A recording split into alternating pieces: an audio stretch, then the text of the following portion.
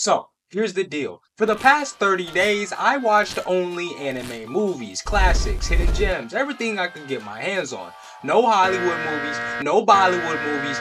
Sorry, guys. No shows, just anime movies. And by the end, I was completely blown away by the experience. But I'm not just gonna tell you that. I'll show you step by step, day by day, what went down and how this challenge seriously changed the way I think about storytelling, characters, and film itself. So, on day one, I started my challenge with a bang. I wanted to ease myself into this anime movie world, so I chose some popular titles that most people recommended. My first pick? Spirited Away.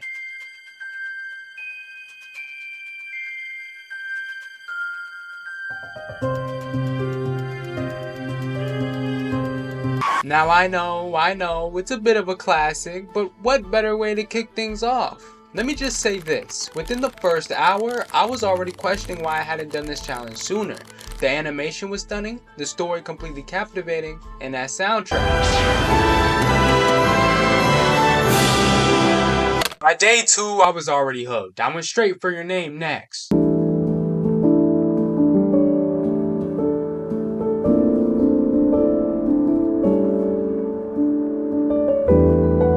Now I heard that this anime was emotional. And yes it was. But I was not prepared for how much this movie would mess me up. Seriously, by the end of the movie I had to sit down for a good 20 minutes just to process everything. And I am not ashamed to admit, there may have been some tears there. But hey, that's what anime does to you, right? As the days went by, I started to notice something interesting. These movies were way more than what I had initially thought they were going to be. The storytelling was on a whole nother level for something that only gets an hour or two to reel you in. By day 5, I was diving deep into Princess Mononoke and Akira, both of which took me on mind-blowing journeys of epic proportions. And let me tell you, watching Akira for the first time, yeah, that was an experience. If you've seen it, you know what I mean. The action, the dark tone, the deep philosophical messages. It was overwhelming, but in the best possible way. By the end of day 10, I had experienced a whirlwind of emotions. From the magical worlds of Studio Ghibli to the dystopian chaos of Akira, I was starting to see why everybody and their mom was recommending these movies. It was a full-on emotional experience, but little did I know things were about to get a lot more intense as the challenge continued. By the time I hit day 11, I noticed something. The more I watched, the more I craved those emotional, deeply personal stories that anime is so well known for. So, I watched A Silent Voice.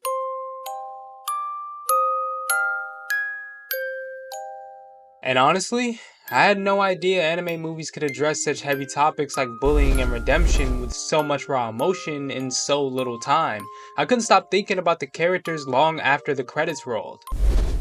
Day 13 rolled around and I decided to watch Grave of the Fireflies, and if you know, you know.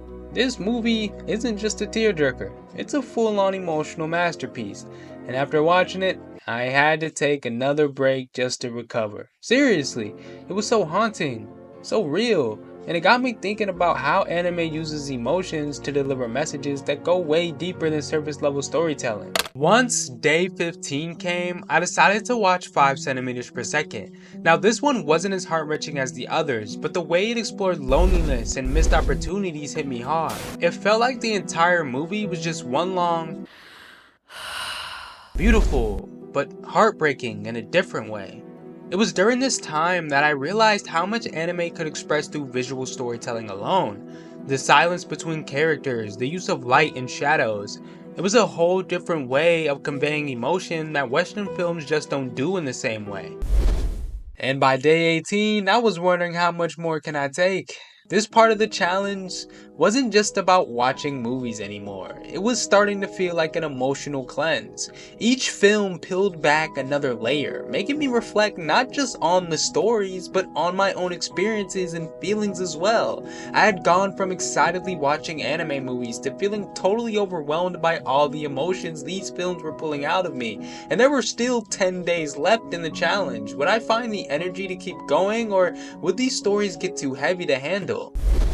By the time I reached day 21, something strange had happened. Instead of feeling overwhelmed by all the emotions these films were pulling out of me, it began to feel like a lifestyle.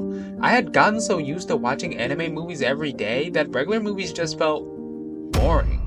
I mean, how was I supposed to go back to watching generic Hollywood action flicks when I was getting emotionally complex stories like The Garden of Words and Weathering with You? These weren't just movies anymore, they were experiences, and I was fully invested. And also, I decided to mix things up a bit around this time. Instead of just sticking to super popular titles, I dove into more niche anime films that I hadn't heard much about.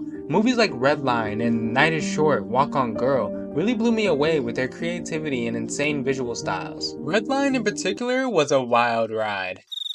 It was like watching a high-octane, visually stunning race that made Fast and the Furious look like a slow Sunday drive. The animation was mind-blowing, and it got me thinking about how diverse anime really is in terms of style and storytelling. Now, as fun as this was, it wasn't without its challenges. By day 25, I started to feel the toll of watching anime movies non-stop. My sleep schedule was all over the place, and I found myself dozing off in class. Jaden, do you know the answer? 6. This is history. My mind was so filled with these stories and characters that even when I wasn't watching these movies, it felt like I was still in the anime world. It was bizarre, but honestly, kind of cool at the same time.